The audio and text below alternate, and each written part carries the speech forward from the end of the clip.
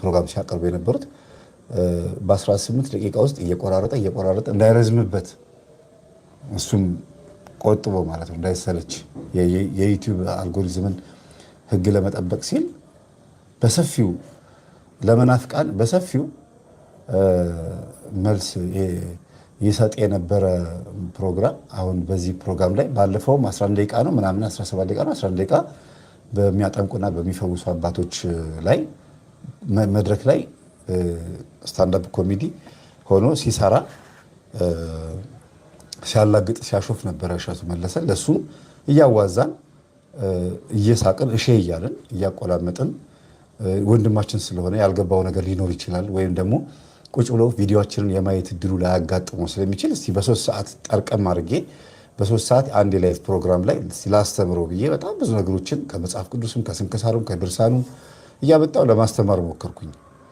ከዛ ደግሞ እንግዲህ አይዶን ነው ያላቅም እየነጠፈበት ሲመጣ የዩቲዩብም ሰብስክራይብ ሊሆን ይችላል ወይ አዲስ በጎ ኮሜዲ ማን በጎ ዶንኪ ብሎ አህያ እንግዲህ በጎ ሆና መታ ሰብስክራይብ አንሶባት ነው መሰለኝ ዶንኪ ብሎ በእንግሊዝኛ ቢያመጣውም ያው አህያ ማለት ነው አይደል? እና አህያዋ ጭነቷ እንዲበዛ ሰብስክራይብ እንዲበዛ ፈልጎ የሚያጠምቁ አባቶች ላይ ማሾፍ ጀምሯል። ሊያውም እዚህ ገባ በማይባል እውቀት በሌላቸው ነጭ ጥምጣም ስለጠመጠሙ ብቻ ሊቃውንት የሚል ስም ራሱ ሰጥቶ ተምረናል የሚሉት ምኑን እንደሆነ እስኪያስገምትባቸው ድረስ አፋቸው ላይ ጨርሰው ትምህርታችን አዳምጠው እንደማያውቁ ጉባኤ ላይ መጥተው እንደማያውቁ ማሳያ የሆነ ቪዲዮ ለቋልና በነገራችን ላይ ብዙ ኮሜንት ሳይና በጣም ብዙ ሰዎች አሁን ቪዲዮን እንደማቀርበው ሰምተው ሲደውሉልኝ አባቶቹን አዋረዳቸው እንጂ እሱ ምንም ለሱ አየር ሰዓት ጥሩ ቪዲዮ ይቆጥርለታል። ምናልባት ሰብስክራይብ ሊቀንስበት ይችላል። የመምህር ግርማ ፕሮግራም ተከታታዮች የታሰሩ ጊዜ ወደ 28 ሚሊዮን ሰው ነው አይደል ቮት ያደረገው መምህር ግርማ ቮት አድርጉ ተብሎ የታሰሩ ጊዜ እንዲፈቱ። እንግዲህ ከዛ ውስጥ ቢያንስ አንድ ሚሊዮን ተከታይ ይኖራል ወይ ውጭ ሀገር ደግሞ አንድ 300 500 ሺህ በደንብ የእሸቱ መለሰ ውስጥ የኛ ትምህርት ተከታታዮች ይኖራሉና አሁን መወሰን ይችላሉ። እሸቱ መለሰ ፕሮግራም ላይ የሚተላለፈው ፕሮግራም ይጠቅመናል አይጠቅመንም ብለው መሳቅ ብቻ ነው ወይስ ቤተክርስቲያንን በመርዳት ሰበብ ትህትና በሚመስል ሰበብ የአባቶች ችግር ስር ቁጭ ብሎ ለቤተክርስቲያን የተቆረቆረ በሚመስል ሰበብ የሚያቀርባቸው ፕሮግራሞች እኛን ይጠቅመናል አይጠቅመንም ብላችሁ ወስናችሁ አንሰብስክራይብ አድርጎ መውጣት አለመውጣት የእናንተ ፈንታ ነው። እኔ አላዝም። ይሄንን ግን ጉንጭ አልፋን የሆነብኝ ዩቲዩቡ ከሆነ ጊዜ በኋላ ደግሞ 1 ዓመት ሙሉ ወረደ። በቃ በዚህ 2018ማ ተውት። በጣም እየወረደ ነው የመጣው። ፕሮግራሞቹ ሁሉ የገንፎ የአጥሚት ምናምን ማስታወቂያ ሆነው ህጻናት መቅረብ አቁመው የሚያቀርባቸው ፕሮግራሞች ዘውግ መያዝ አቅቶት በጣም ሲደነባበር እያየው የነበረ ዩቲዩቡ ማለት ነውና አንድ ዘውግ ይዞ ደና እየሄደ የሆነ እንግዲህ እንትን ውስጥ ገባል መሰለኝ። ብቻውን አይሰራም ነበረ ብዬ አስባለሁ። እሸቱ መለሰና ሌሎች ተጨማሪ 2-3 ሰዎች አብረውት የሚሰሩ ነበሩ። እንግዲህ የፕሮግራም ለውጥ አድርገው ድንቅ ልጆች ብለው ያቀርቡ የነበረውን ነገር ወደ ሌላ ቀይሮት በጣም ብዙ ህፃናቶች መቅረብ የሚችሉበት ጥሩ ነገሮች ማየት የሚቻልበትን ፕሮግራም ዝብርቅርቅ እያደረገው የሆነ ዘውግ ይይዛል። ከዛ እምቢ ሲለው ህዝብ አልመጣ ሲለው ወደ ሆነ ይሄዳል፣ ወደ ባልትናው ይመጣል። ከዛ ወደ ሆነ በቃ ማለት የሚጨበጥ ነገር የጠፋው ፕሮግራም ሆኖ አሁን እኛ ጋር ደግሞ መጣ በተረኝነት ማለት ነውና ምን ላቅርብ ብሎ ግራ የተጋባ ፕሮግራም ወይም ደግሞ ግራ የተጋባ ዩቲዩብ እስኪመስል ድረስ ተመሰቃቅሎበታል ብዬ አስባለሁ። ለኛ የሚመስለን አሁን አሪፍ ፕሮግራም እያቀረበ ነው፣ ግን በጣም ነው ሳክ የሚያደርገው። ምን ላቅርብ ብሎ ይጨነቃልና ወደ ኤአይም የሄደባቸው ፕሮግራሞች አሉ። ሁሉንም የሚነካካው ሁሉንም አውቃለሁ፣ ሁሉንም ባውቅ ደስ ይለኛል፣ ሁሉንም ባስረዳ ደስ ይለኛል አይነት ነገር አለ። ትንሽ ከበድ ያለ ነገር አለና እንደው ዘውግ ባይስት ጥሩ ነበር። እኔም እኮ ልጆቼን ይዤ ሄጄ አምባሳደር ፕሮግራም ያዘጋጀ ጊዜ እስቲ ዘና ላድርጋቸው ብዬ እሸቱ መለሰ ፕሮግራም ላይ ይዣቸው ሄጄ ለማዝናናት ሞክረን ነበር። ግን ፕሮግራሙ ገንዘብ ታርጌት እንደሆነ ያወኩት ሲቀርጽ የነበረው ልጆቼን አልነበረም እኔን ነው። ፊቴን አግዝፎ ኧረ መምህር እሸቱ መለሰ ፕሮግራም ላይ ታይተሃል ሲሉኝ እንዴ እኔ እኮ ልጆቼን ይዤ ልኩት ከልጆቼ አንድም አልታየም ስላቸው ኧረ ማንም አልታየም አሉኝ። 5 ልጅ ይዤ ሄጄ ማለት ነው። ታላቅ ወንድሜ ማብሮኝ ሄደው ለማየት እንግዲህ የሚያደርገውን ፕሮግራም እና ታርጌቱ ትልልቅ ሰዎች የሚከታተሉት ለማስመሰል በጣም ኤዲቲንግ ላይ የሚጫወተው ጨዋታ የሚገርም ነውና ያደንቀዋለሁ አሰራሩን። ግን በዚህ ልክ ደግሞ አሁንም በኤዲቲንግና በአቀራረብ ሲስተም እንደዚህ ይወርዳል ብዬ አላሰብኩም። በአቀራረብ ሲስተም እንደዚህ ይወርዳል ብዬ አላሰብኩም። ለምን ብትሉ አባቶችን አቀረብኩ ብሎ የጠመጠሙ አባቶችን አመጣ። ይሁን የተማሩ ሊቃውንት ናቸው ተብሎ አምጥቷቸው ሊሆን ይችላል። ቀጥሎ ደግሞ እሱ ደግሞ ካሜራ ፊት እነሱ የተቀመጡበት ወንበርና እሱ የተቀመጠበትን ወንበር ለይቶ ዝቅ ብሎ ተቀመጠ። ካሜራ ፊት ነው እንግዲህ ያስቡት። ይሄ ምንድነው? የቀረጻ በቃ እንትን ነው። በጣም የአሪፍ የቢዝነስማን በነጠላ ውስጥ የሚሰራ ስራ ነውና አጠቃላይ ፕሮግራሙ ሰዎችን እንዲስብ፣ ሰዎች እንዲከታተሉት፣ ጆሮ እንዲስብ ተደርጎ የተዘጋጀ ፕሮግራም ቢሆንም ግን በእውነት በጣም የሚገርመው ነገር ከመላእክት ወይም ከቅዱሳን ወይም ደግሞ የጠፉ ሰዎችን ከመሳብ ይልቅ አጋንንትን የሚስብ ጭራሽ የበለጠ ደግፎልናል፣ በጣም አሪፍ ነው፣ ለእኛ ተቆረቆረልን ብለው መናፍስት እሸቱ መለሰን በጣም ከፍ ከፍ የሚያደርጉበት ፕሮግራም እንደሰራ ነው የታዘብኩት። ያንን እንግዲህ እናቀርበዋለን ስናየው ማለት ነው። ዛሬ እንግዲህ በንግግሮቹ ላይ ነው ትዝብት የምንጥለው። ከዛ ውጭ ግን ከዚህ ሰዓት ጀምሮ ማለት ነው 2 አይነት ፕሮግራም የምሰራው በተከታታይ በሳምንት ውስጥ 3 ቀን ማለት ነው። እግዚአብሔር በረዳ ይመጣል። ከስንክሳር፣ ከገድል፣ ከድርሳን፣ ከመጽሐፍ ቅዱስና ከተለያዩ አዋልድ መጽሐፍቶች ላይ የእውነቴን ነው የምላችሁ፣ እግዚአብሔር ምስክሬ ነው። የማንም ማላገጫና መጫወቻ መሆን የለብንም። እያመጣሁኝ ፈውስ ምን እንደሆነ፣ ተአምራት ምን እንደሆነ፣ አጋንንት ማን ነው፣ መላእክት ማን ናቸው፣ ቅዱሳን ማን ናቸው፣ በምንስ አባቶች ፈውሰዋል፣ ፈውስ የሚባለውስ እንዴት ተከናውኗል፣ በሴት በወንድ ክህነት ባላቸው ክህነት በሌላቸው በህፃናት እንደዚህ አይነት ፈውሶች የተከናወኑባቸው በጣም ብዙ ታሪኮች አሉ። እሱን ያመጣን እንማማራለን። ቀጥሎ ደግሞ በመስቀል ብቻ አይደለም፣ በጸብር ወይም ደግሞ በእመት ወይም በጭቃ ማለት ነው፣ ወይም ደግሞ በእምነት ወይም እምነት ወይም ጸብር በዚህ ፈውስ እንዴት እንደተከናወነ፣ በቅዱሳን አጽም እንዴት አጋንንት እንደወጣ፣ ቅዱሳን መጥተው በተቀመጡበት በያዙት ባደረጉት ቆቡን ጥለውት ሲሰወሩ አባቶች ባደረጉት ቆብ ላባቸው ባጨማለቀው በላባቸው በረጠበው እንዴት አድርገው እየቀጠቀጡ አጋንንትን እንዳስወጡበት እናያለን። የሚገራርም ተአምራት እንማራለን ማለት ነው። እና እነዚህን የት ጥለዋቸው ነው እንደዚህ እንደፈለጉ የሚቀደዱት አፋቸውን የሚከፍቱት? የት ጥለዋቸው ነው እነዚህን እላለሁ እኔ። እሸቱ መለሰን በጣም ነው በሰፊው የተቀደደው። የባሰ ግን እሱ ቁጭ ብሎ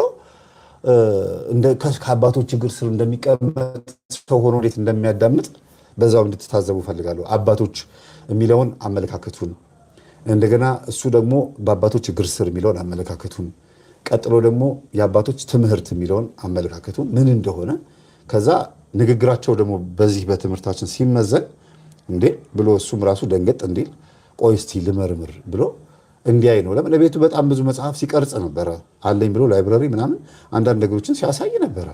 አትሮንስ አዘጋጅቶ ጸሎት ክፍል ብሎ እንደ መንፈሳዊ ሲያጫውተው ካሜራ ፊት ብዙ ነገር ሲያደርግ እናያለን። እሳየው ደስ ይላል፣ እግዚአብሔር ይመስገን። ከዛ ጎን ለጎን ግን ዩቲዩብህን እየሰራህ ጊዜ ካለህ መቼም ብዙ ቦታ ትሮጣለህ፣ ግን ጊዜ ካለህ ብታነብ፣ የአባቶች መጽሐፍት ብታነብ ትደነቃለህ። ዝም ብሎ የሆነ ገዳም ሄዶ ጉድጓድ ለማስቆፈር ቧንቧ ለማስተከል ወይም ልማት ለማሰራት ወይም የበቁ አባቶች እግር ስር ብቻ አይደለም። አባቶች የጻፉትን መጽሐፍት ደግሞ አንብብና አባቶች ማን ናቸው፣ የትኞቹ ናቸው አባቶች መባል ያለባቸው ብለህ ትለያለህ ማለት ነው። እና ቤተክርስቲያን በአሁኑ ሰዓት ያለባትን ፈተና ደግሞ በደንብ አድርገን እንማማራለን ማለት ነው። ወደ ጸሎታችን እንግባ። ከጸሎት በፊት ይሄን ያክል በማውራቴ በጣም ይቅርታ ይደረግልኝ። ሙሉ መርሃ ግብሩ ምን እንደሚመስል ሰዎች እንዲያስተውሉ ስለፈለኩኝ ነው። እኔ ጸሎት አድርጌ እስከምጨርስ ወይም ጸሎት አድርጋችሁ እስከምትጨርሱ በዛውም ወጣ እያላችሁ ለብዙ ሰዎች ላይክ እያደረጋችሁ ሼር እያደረጋችሁ ተመልሳችሁ ነው ሼር አድርጉና ለብዙ ሰው፣ ከዛ ደግሞ እናንተ ደግሞ ላይክ አድርጉ።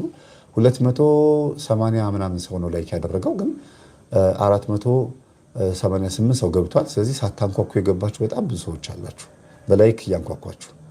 ማንኳኳት ማለት እንደዚህ ማለት ነው። ስለዚህ አንኳኩ።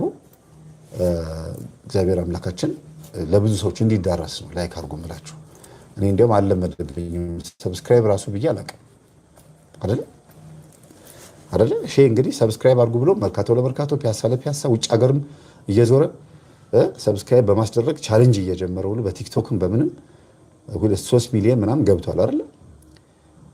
እግዚአብሔር ይመስገን 3 ሚሊዮን አራያ የሆነ ሰው አለ። 3 ሚሊዮን ሰብስክራይብ አስገብቶ ግን ምን አግበስብሶ ምን ሰብስቦ ነው የሚለው እንግዲህ እያየን ነው ማለት ነው። ሰውን አስቆ መንግስትንም ሀገርንም ፖለቲካንም የሃይማኖት አባቶችንም ሁሉም ላይ ቀልዶ ራሱ ላይ ቀልዶ ህፃናትም ኢንተርቪው አድርጎ በዛው መቀጠል ሲገባው ሃይማኖት ላይ መጥቶ ማብኳት ወይ በተለይ ጸበል ቦታ አንድ ቀን እንኳን ሄዶ አያውቅም። የታመሙ ሰዎች በሰንሰለት የታሰሩ ሰዎችን ጎብኝቶ እንኳን አያውቅም ይሄ ሰው እና እንዴት በዚህ ልክ በታመሙ ሰዎች ለማሾፍ ምንም በማያውቁ ሰዎች መልስ ለማስመለስ ይሞክራል የሚል ነገር አለ። በስመ አብ ወወልድ ወመንፈስ ቅዱስ አሐዱ አምላክ አሜን። አቤቱ ጌታችን አምላካችን መድኃኒታችን ኢየሱስ ክርስቶስ ሆይ በአንድነት በሦስትነት የምትመሰገን አብ ወልድ መንፈስ ቅዱስ ቅዱስ ኤልሻዳይ ቅዱስ አዶናይ ጸባኦት ኢየሱስ ክርስቶስ መድኃኔ ዓለም አማኑኤል እግዚአብሔር ሥላሴ ቅዱስ ኤልማስ ያህዌ ይርኤ የተባልክ የምትጠራ አምላካችን ስለ ቅድስት ድንግል ማርያም ብለህ ማረን ይቅር በለን። እንደ ኃጢአታችን ብዛት እንደ በደላችን ክፋት ሳይሆን እንደ ቸርነትህና እንደ አምላክነትህ እንደ ይቅር ባይነትና እንደ ታጋሽነት ይሁንልን አሜን። በቅዱስ ሚካኤል በቅዱስ ገብርኤል በቅዱስ ሩፋኤል በቅዱስ ራጉኤል በቅዱስ ፋኑኤል በቅዱስ ሳቁኤል በቅዱስ አትኒን በ24 ካህናተ ሰማይ በ40ቱ ኪሩብ በ99 ነገደ መላእክት ማረን ይቅር በለን አሜን። በአባታችን በአቡነ ተክለ ሃይማኖት በአቡነ ገብረ መንፈስ ቅዱስ በአቡነ እስትንፋሰ ክርስቶስ በአባ መባጽዮን በአቡነ ዜና ማርቆስ በአቡነ ሀብተ ማርያም በቅዱስ ያሬድ በቅድስት አርሴማ በቅድስት ክርስቶስ ሰምራ በእናቶቻችን በአባቶቻችን በጻድቃን በሰማዕታት በነቢያት በሐዋርያት በመናንያን በቆራቢያን በየዋሃን ምእመናን በሕፃናት ማረን ይቅር በለን አሜን። በተወጋው ጎንህ በፈሰሰው ደምህ በአማኑኤል ስምህ እንዲህ እያልን እንጠራሃለን። አቡነ ዘበሰማያት ይትቀደስ ስምከ ትምጻእ መንግሥትከ ወይኩን ፈቃድከ በከመ በሰማይ ከማሁ በምድር ሲሳየነ ዘለለዕለትነ ሀበነ ወኅድግ ለነ አበሳነ ወጌጋየነ ከመ ንሕነኒ ንኅድግ ለዘአበሰ ለነ ኢታብአነ ዘውስተ መንሱት አላድነን ወባልነ እምኩሉ እኩይ እስመ ዚአከ ይእቲ መንግሥት ኃይል ወስብሐት ለዓለመ ዓለም አሜን። በሰላመ ቅዱስ ገብርኤል መልአክ ወእግዝእትነ ማርያም ሰላም ለኪ ድንግል በልናኪ ወድንግል በሥጋኪ እመ እግዚአብሔር ጸባኦት ሰላም ለኪ ብሩክት አንቲ እምአንስት ወብሩክ ፍሬ ከርሥኪ ተፈሥሒ ፍሥሕት ኦ ምልዕተ ጸጋ እግዚአብሔር ምስሌኪ ሰአሊ ወጸልዪ ምሕረተ በፍቅር ወልድኪ ኢየሱስ ክርስቶስ ከመ ይስረይ ለነ ኃጣውኢነ። እግዚአብሔር አምላክ ልቦናችን ይክፈትልን። እንግዲህ የሚበጀውን ያሳየን እግዚአብሔር ይቅርታ የሚበጀውን ያሳየን።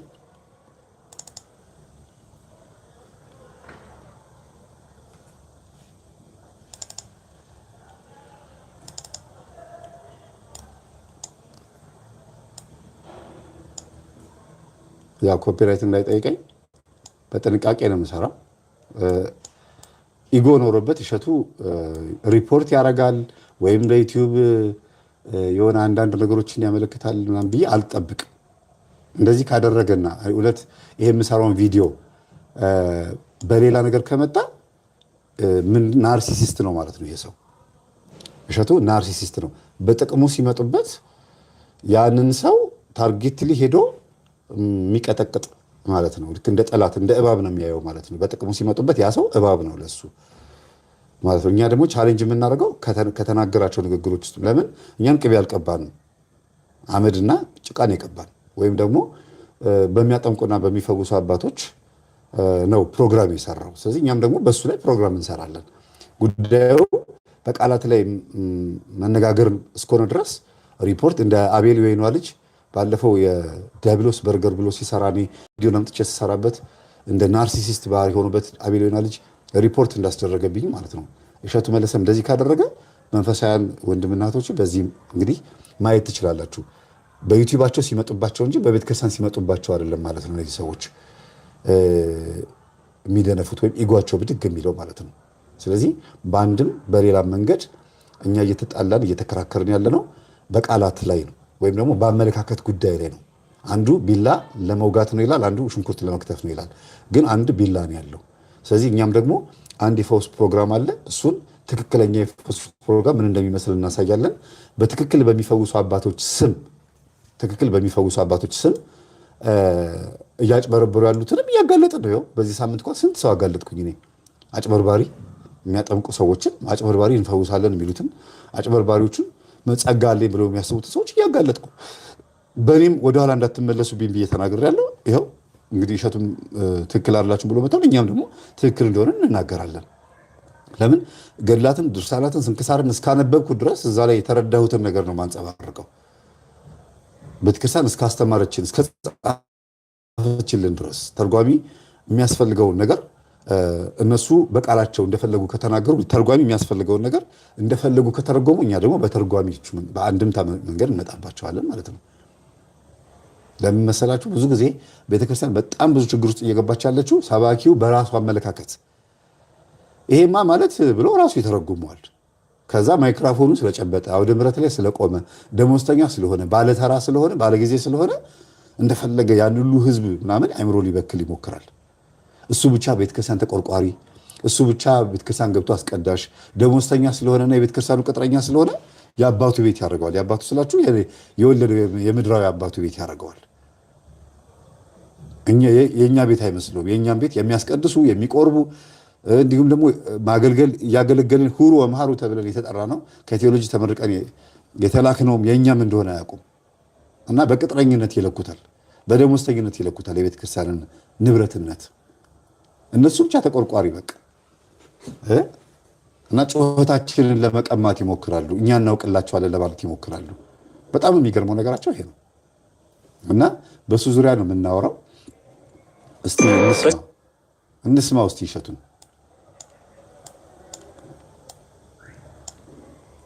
በዛሬው መርሃ ግብር ሊቃውንቱ መልስ እንዲሰጡ መነሻ የሆነን ቪዲዮ አብረን አይተነው እንመለስ። አሁን ምንድነው ሊቃውንቱን ያለው? ለሱ የጠመጠመ በሙሉ ሊቅ ነው። ወይም ደግሞ በአብነት ትምህርት ቤት ወንበር ዘርግቶ የሚያስተምር በሙሉ ሊቅ ነው። ወንበር ዘርግቶ ማስተማር ማለት ዜማ ማስተማር ማለትም ጭምር ነው። ከዛ ደግሞ መጽሐፍ ቅዱስ አንድምታንም ማስተማር ጭምር ሊሆን ይችላል። እሱ እንደ ደረጃቸው ነው። እንግዲህ እነዚህ ወደ ፍትሐ ነገሥቱ እንኳን ብንሄድ ፊታቸው ላይ የክብር ጺማቸው እንኳን እንዳይኖር እንደፈለጉ ሰውነታቸውን እንደፈለጉ አድርገው የሚላጩ ሰዎች መጥተው መምህር ግርማና የሚያጠምቁ አባቶችን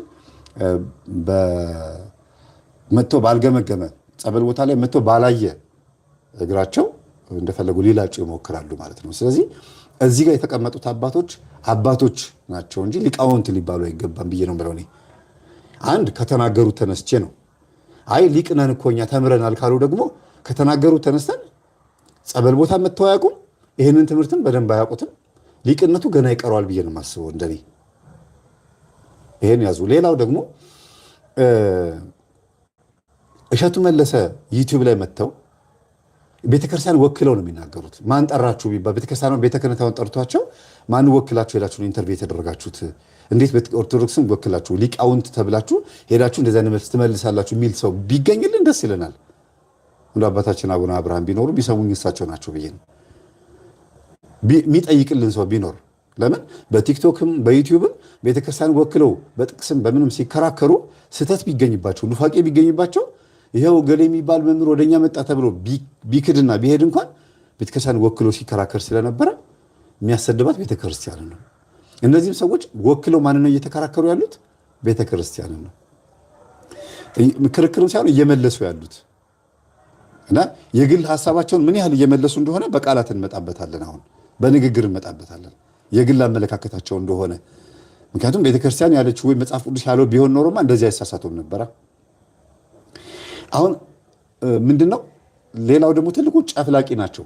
በጅምላ ሁሉ ያገኙትን ቪዲዮ ቲክቶክ ላይ ያገኙትን ቪዲዮ በሙሉ ያመጡና አንድ ያደርጓቸዋል። ሁሉንም ትንቢት የሚናገሩትን እንትኖች የሚያጠምቁትንም አጋንንት የሚያስወጡትም ጸጋ ያላቸውን ምናምን ከወንጌል አገልግሎት ውጪ ከስብከት አገልግሎት ውጪ ያለውን የጸጋ አገልግሎት በሙሉ ይጨፈልቁታል፣ አይለዩትም። ለምሳሌ በቴዎሎጂ ተመርቀው የወጡ በሙሉ ችግር አለባቸው ብዬ ብናገር እንዳለ ቴዎሎጂ መምህራን አይነሱብኝም። ችግር አለባችሁ ሁላችሁም፣ ጤነኞች አላችሁም፣ ሁላችሁም አትሰግዱም፣ ሁላችሁም አትጸልዩ ምናምን ብል የታየህ ነው አርሚ ላይ እውነት ነው የታየሁ። ቴዎሎጂ ተመርቀው የወጣ በሙሉ ተሐድሶ ነው መናፍቅ ነው ብል እንዴ መምህራኖቹ ሲያገኙኝ እኔን ራሱ አይወቅሱኝም? ናስቲ በል ብለው ቁጭ በል ብለው አይጠሩኝም? ከምን አየህ? በየቀኑ ስም እየጠራሁ እገሌ የሚባል መምህር እንዲህ አድርገው ገንዘብ እየሰበሰቡ በልተው እንዲህ አድርገው ብል እነዚህ መምህራን የታየህና የሚሉኝ። አዎ እኔም ሳላይ ዝም ብዬ ላወራ አልችልማ። ስለዚህ እነዚህም ደግሞ አባቶች መጥተው ሳያዩ ቪዲዮ ላይ ብቻ በማየት ሁሉንም አንድ አይነት አድርጎ መጨፍለቅ፣ የተሳሳተውንም ያልተሳሳተውንም፣ እንዲሁም ደግሞ እኛ ራሳችን በዩቲዩብ የምንወቅሳቸውን የሚያጠምቁ ወይም የሚፈውሱ አባቶች የሚባሉትን አባቱን ባይሆኑ ከአባቶች ጋር ለመቀላቀል የሚሞክርበት አለ። አንዳንድ ሰው ጸጋ አለኝ ብሎ ወጥቶ ዝም ብሎ የሚደነፋ መቁጠሪያ በማንሳት እነ መምህር ግርማ የቀሰቀሱትን መንፈስ ቀን ጠብቀ ብለው ቀን ያስጠበቁትን እስኪወጣ ድረስ ቀን የሚያስጠብቁትን መንፈስ እነዚህኞቹ ደግሞ ይጠሩና ይቀሰቅሱታል። ከዛ ደግሞ ይጠሩትና እዚያ ያስጨውታል። ያንን በማሳየት ብቻ ኑ እኛ ጋር የሚሉ ደግሞ አሉ። እንደገና ሞባይል ላይ ደግሞ አንዳንድ አሁን ደግሞ ያመጣው አለ ፎቶ በማየት ይሄ ታመመው እንትን ነው። ጸጋው እኮ ሊኖር ይችላል። ያንን ግን በምንድነው የምንለየው ብሎ ነው ሰው እንጂ መወያየት ያለበት። ሁሉም ልክ አይደለም አይባልም። አሁን ጸጋው አይደለም ስልክ ላይ ፎቶ በማየት እንዲሁ በተቀመጡበት ሐሳብ በመላክ ብቻ እንኳን መፈወስ ይችላሉ። አባ መቃርስና አብረዋቸው የሚያገለግሉ አገልጋያቸው ይላል አባ መቃርስ ታሪካቸው ላይ ቆይ በኋላ መጣ። አባ መቃርስ ስንክሳር ላይ መጋቢት 27 ላይ መጣበታለሁ። የሚገርማችሁ አንድ አላዊ ንጉሥ ተነስቶ ምን አደረጋቸው ይላል። በግድ ለጣዖት መስዋዕት አቅርቡ ለሞሎክ ወይ ማን ነው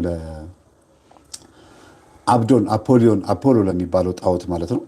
ዕጣን አጥኑ አላቸውና አላጠንም አሉት። ከዛ እስር ቤት ከተታቸው። እባካችሁ ተሳስታችኋል ሲላቸው አንተን የተሳሳትከው አሉት። ከዛ እስር ቤት ሲገቡ የራሱ የዛ እስር ቤት የከተታቸው ንጉሥ ልጅ አጋንንቷ ተነሳባት፣ ጮኸች። ከዛ አባ መቃርስና ወዳጁ ካልመጡ አልወጣም አለ መንፈሱ። አልወጣም እሪ ያለ በቃ በፍጹም እኔ አልወጣም አለ። በጣም የሚገርማችሁ ነገር እንዴት ይሄ መንፈስ ተቀሰቀሰ? አባ መቃርስ እዛው የታሰሩበት ቦታ ሆነው በሐሳባቸው ተአምር ይሰሩ ነበረ። ምን ማድረግ እንዳለባቸው እግዚአብሔር መልአክ ይሰራላ በዛ ውስጥ ሆነ። ከዛ ንጉሱ በጣም ተገርሞ እነዚህን አባቶች ሲያስመጣ በጌታ በኢየሱስ ክርስቶስ ስም ጣሉት፣ ወጣ። እነሱ ካልመጡ አልወጣም አለ። እንዴት አመኑት? በምን አምነውት ነው? ንጉሱ እሺ አህዛብ ነው። አባ መቃርስ ግን የአጋንንትን ሐሳብ ተከትለው ሄደው እሺ እኛ እንመጣለን ብለው ሄደው መጥተው አጋንንቱን አስወጡት። ለፍልፎ ወጣ ይላል። ብዙ ቦታ ላይ አስለፍልፎታል አጋንንትን፣ እንመጣበታለን በኋላ። ስለዚህ በሁሉም ቦታ ላይ ያሉት አባቶች አንድ አይነት ናቸው ብሎ ማሰብ ልክ ሰባኪያን በሙሉ ቄሶች በሙሉ ደብተራ ናቸው ብሎ እንደማሰብ ነው። በተዘዋዋሪ መንገድ እንደዛ ነው እያደረጉ ያሉት። እሸቱ መለሰ የጠመጠሙ በሙሉ ንጹህ ናቸው፣ የሚፈውሱ በሙሉ ደግሞ ኃጢአተኞች ናቸው ብሎ እየፈረጀ ነው ማለት ነው። ወይ የሚያጠምቁ አባቶች ጋር ሄዶ አላየ አልጠየቀ፣ ወይ ደግሞ የሚያጠምቁትን አባቶች ጠርቶ በክብር ህዝብ በሌለበት የቤታቸው ድረስ ሄዶ ጥያቄ አላቀረበ፣ መልስ አልያዘ፣ ወይ በክብር አልጠራ፣ በትህትና በወንድምነት ማሾፍ ማላገጥና መሳደብ በጣም እኮ ነውር እኮ ነው በእውነት። ከአንድ ዓለማዊ ኮሜዲያንና ከአንድ ዓለማዊ ዩቲዩበር አባቶችን ሰብስቦ ራሱ በዚህ ልክ ማይገናኝ ነገር ከማህበራዊ ሚዲያው ጋር ማይገናኝ ነገር ማቅረብ በራሱ እኮ ሌላ ችግር ነው እኮ። አባቶችም እሱ ጋር መሄዳቸው ይገርመኛል። ለነገሩ ቃቃ ጨዋታ ሆኗል በአሁኑ ሰዓት የቤተ ክርስቲያን ጉዳይ። ኮሜዲያን ጋር ያውም አህያዋ ጋር ሄዶ እንደዚህ እንደ አህያ መሆን በጣም ከባድ ነው አይደለም እንዴ? ስለዚህ ዶንኪ ቲዩብ ላይ የሚቀርቡ ሰዎች ምን አይነት ሰዎች ናቸው? እሸቱ ፌመስ ስለሆነ በጣም ዝነኛ 3 ሚሊዮን ምናምን ሰብስክራይብ ስላለው በጣም ብዙ ተከታይ ስላለው ነው የሚሄዱት። አንድ ሁለተኛ ነገር ደግሞ ቤተክርስቲያኑ ራሱ ገንዘብ ማሰባሰብ ስትፈልግ ማን ጋር ነው የምትሄዱ? እስቲ ብዙ ተከታይ ያለው ማን ነው ተብሎ ነው የሚሄደው። የሚያቀርበው ፕሮግራም ምንድን ነው? ልጁ ምን አይነት ልጅ ነው? አመለካከቱ እውቀቱ ምንድን ነው? በስሙ ሲዘመር እንኳን እኛ ምንም አላልንም እኮ እሸቱ መለሰ ተብሎ ሲዘመር። እነዚህ አባቶች ሲማቸው ሲነሳ ግን አያችሁ፣ ይሄ ነው ናርሲሲስት ማለት፣ ኢጎ ማለት ይሄ ነው።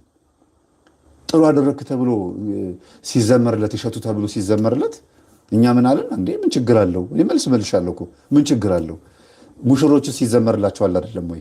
ጳጳሳትስ ይዘመርላቸዋል አይደለም ወይ? ሲመጡ በእጅህ ባርከኝ አባቴ ባርከኝ ባርከኝ አባ እየተባለ ይዘመራል አይደል ለጳጳሳት። እና ለሱ ክብር ሲሆን ሰዎች ቢቆጡ ቢናገሩ ለምን ተዘመረለት ቢሉ ምን አይነት ስሜት ይሰማዋል? እነዚህ አባቶችስ ደግሞ ልክ እንደሱ ዩቲዩብ ስለገነኑ ለምንድን ነው ክብራቸው በሌላ ነገር የሚታየው? በቃ እኮ ዩቲዩብ እኮ ነው ማህበራዊ ሚዲያ እኮ ነው ነገሩን በጣም እያሰፋው የመጣው እንጂ ኖርማል አገልግሎት ነው ብሎ ማሰብ ምንድን ነው የከበደው? እንደ ክህነት፣ እንደ ማሳለም፣ እንደ ማቁረብ፣ እንደ ማስተማር ፈውስም እንደዛ ነው ብሎ ለምን ማሰብ አቃታቸው? ለምንድን ነው ነገሩ ግንን ያለው ሲባል የተሳሳተ አመለካከት ነው። ምንድን ነው የተሳሳተ አመለካከት? መፈወስና ማጥመቅ ወይም አጋንንትን ማስወጣት ከነ አባ መቃርስ ከነ አባ እንጦስ ከበቁ አባቶች ጋር ይሄንን አገልግሎት ማስተካከል በጣም በጣም የተሳሳተ አመለካከት። ኖርማል የፈውስ አገልግሎት፣ ኖርማል የስብከት አገልግሎት በቃ ኖርማል ነው። እንደ ማንኛውም ክህነት እንደ ማንኛውም አገልግሎት ልክ አሁን በዩቲዩብ እንደማገለግለው ብቻ ሳይሆን ይሄ አሁን የመጣ ነው ሚዲያ ስለመጣ የመጣ ነው። አሁን ማስተምረው ግን መምህር ነኝ። ሁሮ ማሩ ሂዱና አስተምሩ ተብሎ ሐዋርያ ደቀ መዝሙር ተብዬ ከቤተ ክርስቲያን አስተምር ተብዬ ተፈቅዶልኛል። ልክ እንደዛ አይነት አገልግሎት ነው ይሄ አገልግሎት ብሎ ማሰብ ለምንድን ነው ያቃታቸው? የሚያጠምቁ አይን የሚያበሩ ዲዳሚ የሚያናግሩ ጆሮ የሚከፍቱ አባቶች ሲሆኑ የሆነ የተለየ ቅድስና ማድረግ ላይ ይሰጣቸዋል። ማስተማር ሲሆን ወንጌል መስበክ ምናምን ሲሆን የሰውን ልብ ቀይሮ ከዘማዊነት ምናምን አውጥቶ በእግዚአብሔር ቃል አርሞ ደግሞ ወደ ስጋው ደግሞ ማምጣት ደግሞ ተራ አገልግሎት። ከዛ ተናቁ ሰባኪዎች። ለምን? ማስተማር ሁሉም ሰው ለሚያስተምር፣ ይሄ ግን ሁሉም ሰው ላይ ስለማይገኝ። ኦኬ እንደዛ ከሆነ የተለየ አገልግሎት ነው ብላችሁ ሰሉት። የተለየ አገልግሎት ከሆነ ደግሞ ለሁሉም የተሰጠ አይደለም። ጸጋ ለሁሉም አንድ አይነት አይሰጥም። ለሁሉም ተፈቅዷል፣ ግን እግዚአብሔር ለሚፈልገው ለወደደው የሚሰጠው ደግሞ አለ። አንደኛ ቆሮንቶስ ለምን ይላል? ለአንዱ የመምከር፣ ለአንዱ የማስተማር፣ ለአንዱ የመገሰጽ፣ ለአንዱ የመጸለይ፣ ለአንዱ የመቀደስ እያለ ነው የሚለው። ከዛ አጋንንትን የማስወጣት የመፈወስ ይልና ከስርም ይላል አጋንንትን የመለየት ይላል። ደግሞ ከተሰጠኝ እንኳን እኔ አሁን እያርኩት ያለሁት ይሄ ከሆነ አጋንንትን መለየት ማለት ማወቅ ምን እያደረጉ እንደሆነ መለየት። ይሄንን ማወቅ ምን ይከብዳል? አለ መጽሐፍ ስንክሳር ላይ አሁን አነብላችኋለሁ። ሚያዝያ 10 ላይ ያለች ሴት አለች። ራሱ አባ መቃርስ ራሱ እግዚአብሔር ምን ጸጋ እንደሰጠው ይናገራል። አሁን ከዚህ በኋላ እንግዲህ የሚቀጥሉት ሳምንታት ላይ እግዚአብሔር በፈቀደው መጠን በእውነት ነው የምላችሁ እያንዳንዱን የአጋንንትን ስራ ፈትሽ ያወጣለሁ። እናንተ ከዛ ላይ እየቆረጣችሁ ቲክቶክ ላይ ህዝብ እንዲማርበት መልቀቅ። ቲክቶክ ላይ እኮ መቁረጥ መልቀቅ ይችል ነበረ፣ ግን በቲክቶክ ላይ ካስለመድኩኝ ዩቲዩብ ላይ መጥቶ የሚያይ ሰው ስለማይኖር ነው። ቲክቶክ ላይ አጫጭር ቪዲዮ ይለምድና ሾርት ሚሞሪ ይሆናል ህዝቡ። ሰፋ ያለ የ40 ደቂቃ የ1 ሰዓት የ2 ሰዓት ቪዲዮ ማየት መልመድ ስላለበት ነው ህዝቡ ዩቲዩብ ላይ ብቻ ማተኩረው። 130 ምናምን ሺህ ፎሎወር አለኝ አይደል እንዴ ቲክቶክ ላይ፣ ግን አልሰራበትም። ምክንያቱም ጉዳዩ ቢዝነስ አይደለም፣ ጉዳዩ የሰው ነፍስ የማዳን ስራ ስለሆነ ነው ማለት ነው። እና እሸቱ መለሰ በጣም ነው የቀለደው። በጣም ሊቃውንት ብሎ ነው አይደል ያመጣቸው እነዚህን አባቶች። እስቲ ሊቃውንት የሚያወሩት ነገር እንስማ እስቲ።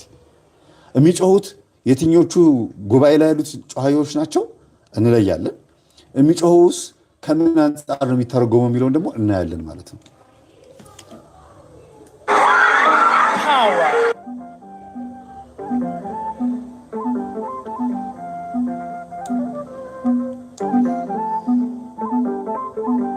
መልካቸውን ከልሏል። ተመልከቱ። መልካቸው የመምህር ግርማ መልክ ከልሏል። የቀሲስ ሄኖክ ሌሎቹንም መልካቸውን ከልሏል።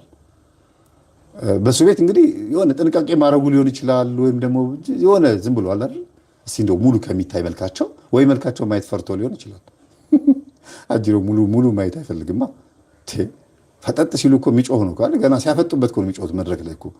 ይሄንንም ፈርቶ ሊሆን ይችላል። ግን ዞሮ እዚህ አርቲቡርቲ ውስጥ አልገባም። ግን አጋንንት ወድቆ ሲንፈራፈር እያሳዩን ያሉት ይሄንን እንደምንድን ነው የሚመለከቱት?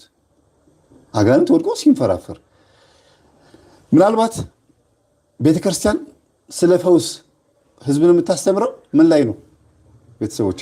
መጽሐፍት ላይ። ምክንያቱም ካሜራ ባልነበረበት ዘመን ምን ትበል? በመጽሐፍት ነው የምታስተምረዋል። በስዕልና በመጽሐፍት ነው። ቅዳሴ ስናስቀድስ ስዕሎቹን ስናያቸው ከወገብ በላይ አንበሳ የሆነ ከዚህ በታች ሰው ፍጥሩ የሆነ ምናምን የሚያስፈራ ሰይጣን በቀስት አድርገው ሰማዕታት ሲወጉት ሲገሉት ምናምን ስዕል እናያለን። ያ ጠላትን የማሳደድ ስራ ነው አይደል? እሺ። ስለዚህ በመጽሐፍት ላይ ነው አባቶች ሲያድኑ ሲፈውሱ፣ በስዕል ላይ መቁጠሪያ ይዘው የአባ ጎርጎርዮስን አሁን ስዕል ስትመለከቱት አጋንንትን ተሰልፈው አንበርክከዋቸው መቁጠሪያ ይዘው ይሳላል። እሱ ላይ ተቃውሞ የለም። በገሃድ ግን እንደዚህ መቁጠሪያ ይዘው ሲመጡ አባቶች ደግሞ ይላሉ አንድ ብለው። በገሃድ ደግሞ የሚያጠምቁ አባቶች አጋንንትን ናውጣ በኢየሱስ ክርስቶስ ስም በስላሴ ስም ናውጣ፣ ማነህ ስንት ነህ ከየት መጣ ሲባል ይላሉ። ምን አለበት በድሮ ጊዜ ካሜራ በኖረ ሪከርድ በኖረ። እግዚአብሔር ካሜራ የሚባለው ነገር የፈጠረው የዛሬ 1000 ዓመት ቢሆን ኖሮ ብዙ ማስረጃ እናይ ነበር። ማንም አፉን አይከፍትም ነበር። ብዙ ነገር እናይ ነበር። በእውነት ማይክሮፎንን ለቅዳሴ እየተጠቀመች በካሜራ ግን አጋንንቱ ሲጮህ ተጠይቆ ሲለፈልፍ ግን ለምን በካሜራ ተቀረጸ ይላሉ። በካሜራ በቴሌቪዥን በቀጥታ ስርጭት ቅዳሴን እያስተላለፈች ማህበራዊ ሚዲያን እየተጠቀመችበት ለስብከቱም ለቅዳሴውም ለማንኛውም አገልግሎት ካሜራን እየተጠቀመች ቤተክርስቲያን አጋንንት ሲወጣ ግን በማሳየት ደግሞ ለምን ይቀረጻል ይላሉ። ስለዚህ ሶሻል ሚዲያን መጠቀም እንዳለብን ራሱ እያስተማረ እሸቱ ደግሞ መልሶ እንደገና ሲቃወም ታዩታላችሁ። ጊዜው ባመጣው አጋንንትን እንዴት ማጋለጥ እንደሚቻል ደግሞ እኛ እናያለን ማለት ነው። ጊዜው ባመጣው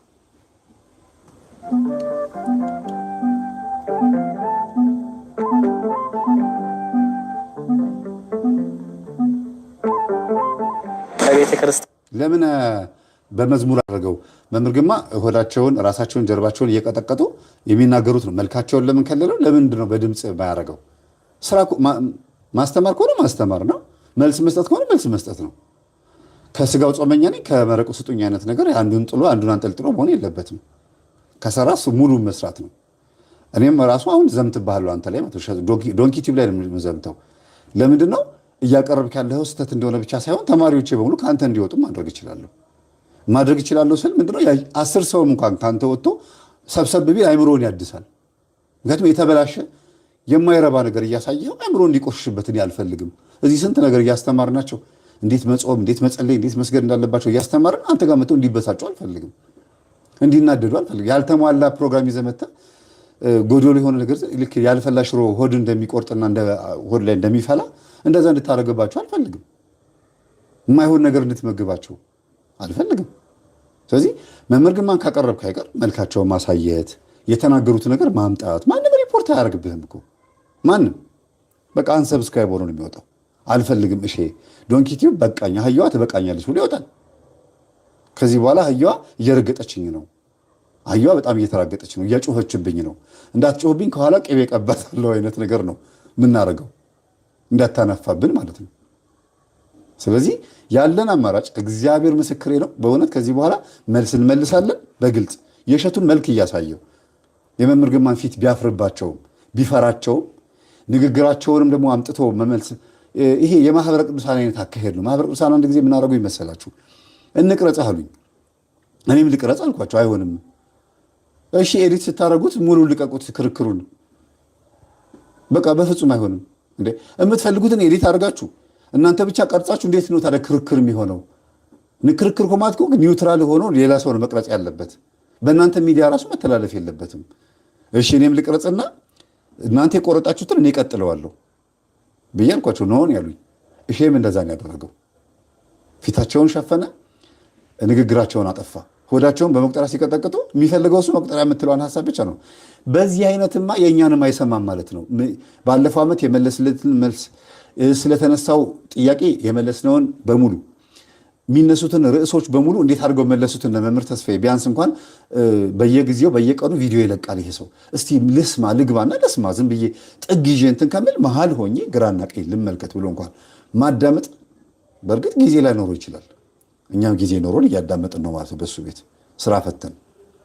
ስለዚህ በፕሮግራሞቹ መካከል ይሄንን እንደ ቅመም ጣል ማድረጉ ነው።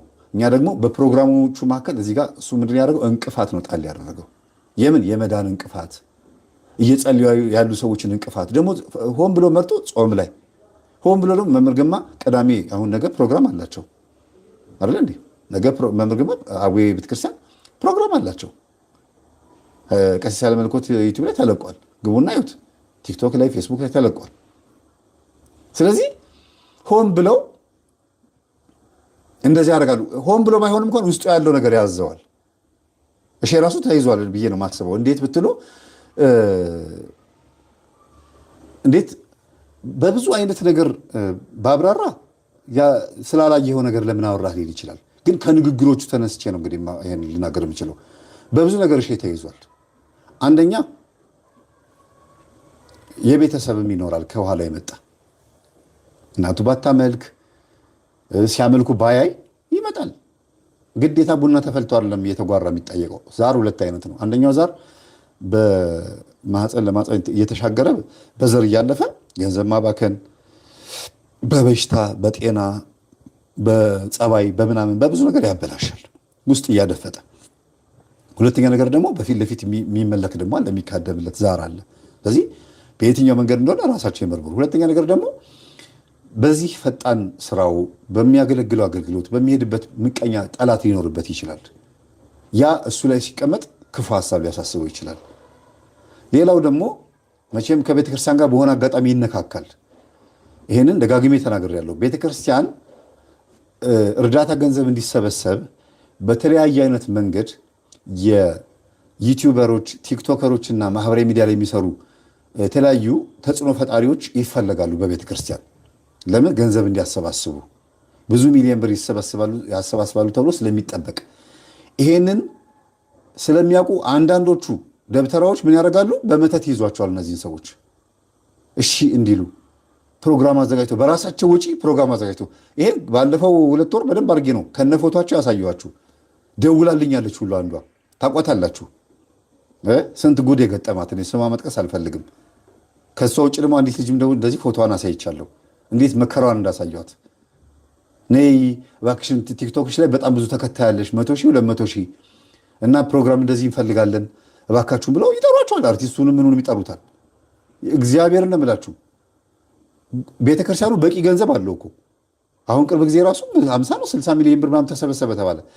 በቂ ገንዘብ እያለው ለምንድን ነው ገንዘብ የሚሰበሰበው ተብለው ውስጥ ይከራከራሉ። ከላይ ግን ይሄን ያክል ብር ገባ ምናምን ይላሉ። ለምን? ብሩ የሚፈለገው ለሌላ ጉዳይ ስለሆነ ነው። ውስጥ እናንተ ስለማታውቁት ነው አሰራሩ። በጣም ከባድ ነው። እኔ በየቀኑ ስለምቀጠቅጥ ስለምሰግድ እያንዳንዱ ስለምል አጅረው ሲላክብኝ በደንብ ነው የማውቀው። እና ልጅቷ ምን አለች? ኧረ መምህር ስሰግድ ስጸልይ እኮ ገሌ ነኝ እያለ ጮህብኝ። ማን ነው እሱ? መርጌታ ደብተራ ገሌ ነኝ ይለኛል ላይ ሆኖ። ማን ነው ሂሳብ ጊዜ ገንዘብ አሰባስቢ ብሎ የጠራኝ? አስተዳዳሪው ነው። ምን አርጊ ነው የሚለው? እኔ እንጃ አላውቅም። ነይ ብያት ቢሮ ስቀጠቅጠው የምሬን እኮ ነው። እኔ ገሌ ነኝ፣ አንተ ማን ስለሆንክ ነው የምታዋርደኝ? እናንተ እጅ ገባች፣ እናንተ ጋር መጣች ወይ እኔ ልጓረድ ነው ይላል። እንዴት ነው አልገባኝም። ምንድን ነው ፈልግ የመጣሁ እሷ ጋር ስለው ዩቲዩብ ላይ በጣም ብዙ ተከታይ ስላላት ሁሉም እንደሚያደርገውን ያደረኩት እኔ ብቻ አላደረኩም አለ። ለካ ጉዞ እየተባለ የሁሉ ህዝብ የሚጎርፈው ምን የሚለው በአንዲት ቲክቶከር ወይም በአንድ ዩቲዩበር ነው። ይህ ሁሉ በቃ ይሄዳል፣ ይጎርፋል። እና ህዝቡም ደግሞ ይሄዳል፣ ይሰጣል፣ ገንዘብ ይመጣል። በልጅቷ ላይ ይሰራና ድግምቱ ከዛ በጣም ብዙ ገቢ ነው የሚገባው።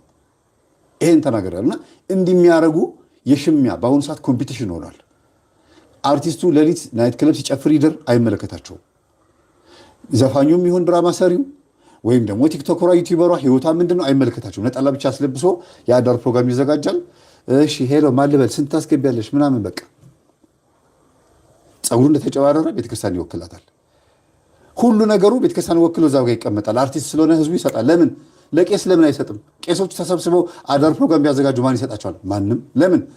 በአባቶች ላይ እምነት ጠፋ፣ የሚሰጣቸው ጠፋ። አስራት አምጡ አይሰጥም። እሺ እርዳታ ስጡ አይሰጥም። ለማ? ለቄስ አይሰጥም። ለማን ነው የሚሰጠው ማለት ነው? ለፌመስ ሰው። ስለዚህ ፌመስ ነው ተፈላጊው ማለት ነው።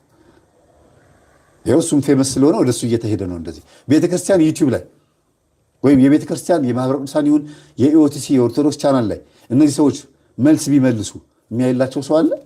የለም። ብዙ ፎሎወር የለማ። እስቲ እንደ አንዲት ቤተክርስቲያን ቢሆን ኖሮ እንደ ኦርቶዶክሳዊ እንግዲህ 70 ሚሊዮን ነው ኦርቶዶክስ። የኢትዮጵያ ኦርቶዶክስ ተዋሕዶ ቤተክርስቲያን የዩቲዩብ ቻናል ስንት መሆን ነበረበት? ሰብስክራይቡ ለምንድን ነው ህዝቡ የሸፈተው? ለምንድን ወደ ዩቲዩብ ወደ ጨዋታ ወደ ሳቅ ስላቅ ሄደው?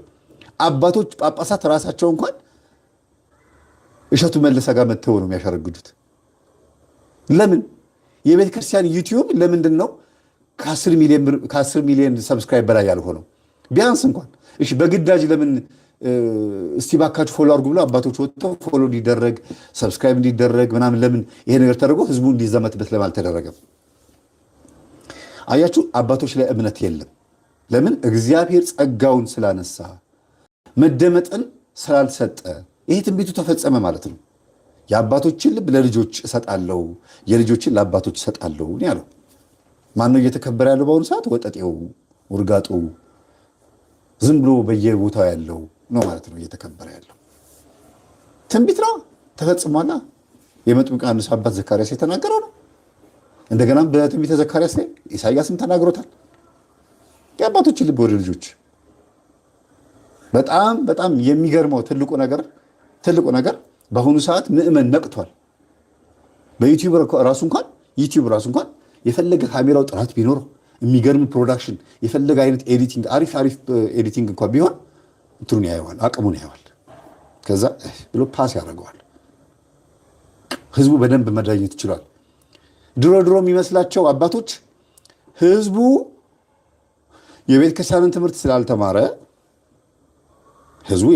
ትምህርት ስላልተማረ የእውነቴን ነው የምላችሁ እንደማያውቅ፣ ምዕመኑም ደግሞ የቤተ ክርስቲያንን ትምህርት ስላልተማረ እንደማያውቅ ነው ራሱ የሚቆጥረው የነበረው። ግን እንደዛ አልነበረም። አሁን ህዝብ በልጧል። አሁን ህዝቡ የማያውቀው የመጽሐፍ ቅዱስ ጥቅስ እንጂ ኑሮን በደንብ አድርጎ ያውቀዋል። እንዴት ኑሮን ማስኬድ እንዳለበት። ለምን አባቶች ተገልብጠው መጥተው ወደ ህዝቡ ወረዱ። እየጠፋ ያለውን መናፍቁን መመለስ አልቻሉም። የተከፈቱትን የናይት ክለብ ብዛቶችን ማዘጋት አልቻሉም። የጠፋውን ህዝብ መመለስ አልቻሉም። እሺ የሚፈውሱ አባቶች ችግር አለባቸው እንበል። እየታመመ የመጣው ህዝብስ፣ መተት እየተደረገበት ያለው ህዝብስ፣ ያ ሁሉ እየተጨፈጨፈ ያለው ያ ሁሉ መከራውን እየበላ ያለው ህዝብስ፣ እሺ ይህን በቤተ ክርስቲያን ውስጥ በቄስ ሰበብ በጠመጠመ ሰበብ አፍልሆና ብሾ አፄ ፋሪሱን እየተዋረሰ ያለው በአብነት ትምህርት ቤት ውስጥስ፣ እንደገናም ደግሞ ስርማሽ ቅጠል በጣሹስ እንዴት ይታያል? ይህንንስ እንዴት ታዩታላችሁ? ሊቃውንት በየትኛው ነገር ሊቃውንት እንደሆናችሁ እስቲ ግለጹልን እባካችሁ። እኔ አልፈራም። ለወንጌል ሃይማኖት ነው ያወጣሁት። ለምንም ነገር አልፈራም። ብትልኩትም ይዘዋለሁ፣ እሸኘዋለሁ። አያያዙን ተምሬያለሁ፣ አሸኛኝቱም ተምሬያለሁ። እወድቃለሁ፣ ከዛ እነሳለሁ። በስግደት እወድቃለሁ፣ በክብር እነሳለሁ። በርህን ዝጋ፣ ወደ እልፍኝ ግባ፣ በድብቅ የጠየቅከው አምላክን በግልጽ ይሰጥሃል የሚለው። እንታመማለን፣ እንድናለን፣ እንፈወሳለን። ደግሞ ወደኛ እድለኛለ እንዴ እናንተ ከነ ኃጢአታችን የወደደን አምላክ። በጣም የሚገርም ነው። ስለዚህ ሊቃውንት ተብለው ቀርበዋል። ያዩት ምንድነው? ቪዲዮ ብቻ ነው ያዩት፣ ምስል ብቻ፣ ድምፅ አላዩም። አይታችኋል? ድምፅ አላዩም። ያው ይሁት ድምፅ አላዩም። ተመልከቱ። አጋንንት ሲወድቅ መዝሙርን የከፈተው ክላሲካሉ ኮፒራይት እንዳይጠይቀኝ ነው። እና መምህር ግርማ በመቁጠሪያ ቤተክርስቲያን አጋንንት የት እንደሚቀመጥ የሚያሳዩበት ነው። የሚናገሩት ነገር ቢያመጣው ምን ችግር አለው? ኮፒራይት በፍጹም አይደለም፣ ኮፒራይት አይደለም። ስለዚህ አሁን መልስ ሊመልሱ ነው። እኚህ ጠያቂ ናቸው። ፊት ለፊት የምታዩቸው ጠያቂ መስለው ነው። ራሱ ለምን አይጠይቅም? እሸቱ ራሱን ነፃ እያወጣ ነው። የለበትም እዚህ ውስጥ።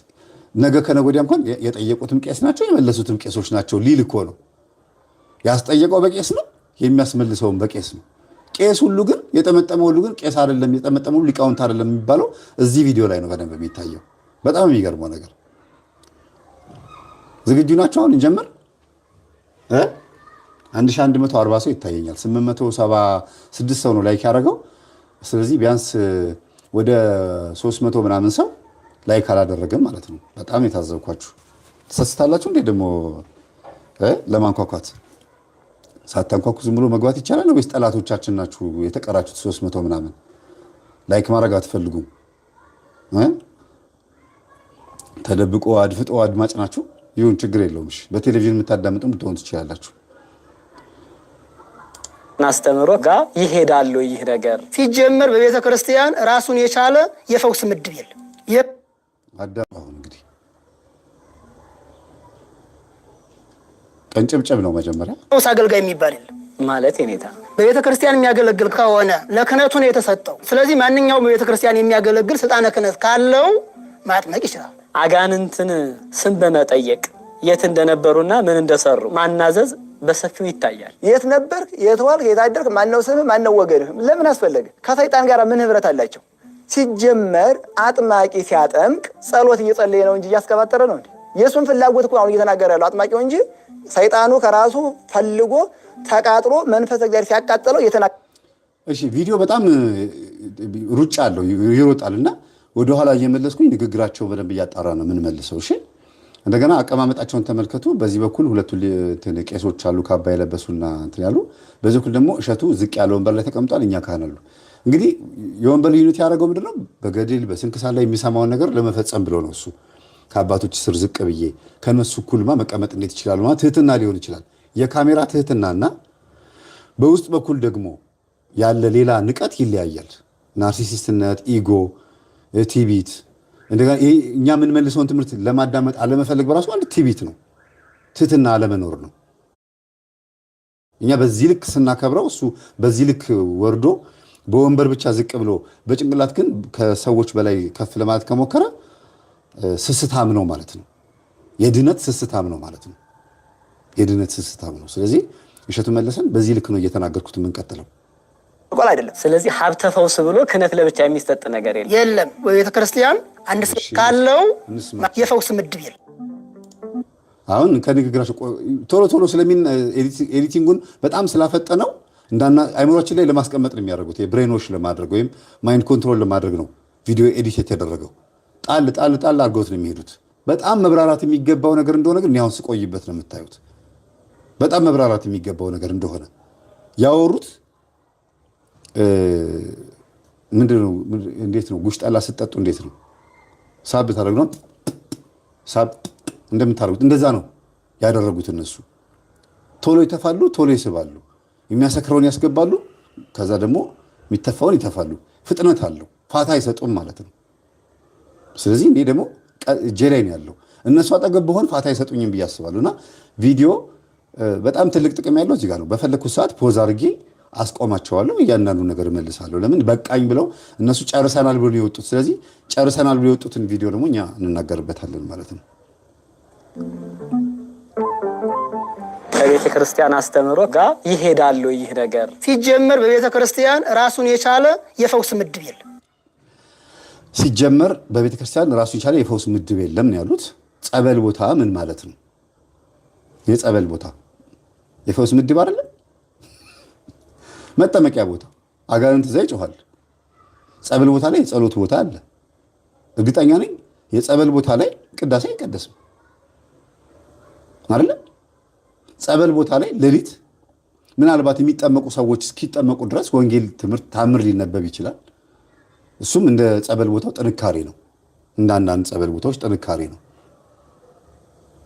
እሱም ግዳጅ ነው።